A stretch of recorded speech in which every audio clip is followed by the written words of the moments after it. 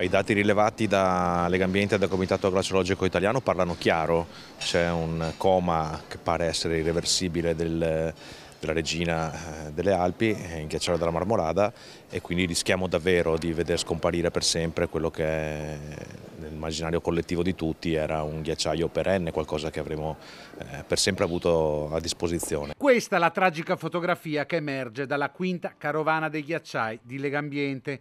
Con la crisi climatica dal 1888 il ghiacciaio della Marmolada è arretrato di 1200 metri e negli ultimi 5 anni ha perso 7 ettari di superficie, pari a 98 campi da calcio.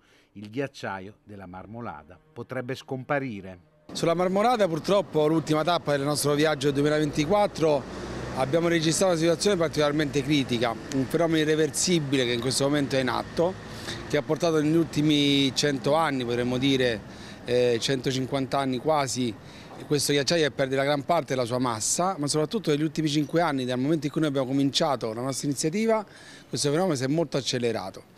Questo ci ha portato a concludere anche oggi, in occasione della conferenza stampa, che da qui al 2050 probabilmente questo ghiacciaio non esisterà più se non qualche residuo. Una condanna a morte che il ghiacciaio della Marmolada condivide con i 2 ghiacciai più grandi delle Alpi, quello dell'Adamello, situato tra Lombardia e Trentino, e quello dei Forni in Lombardia, tutti e 3 posti sotto i 3500 metri.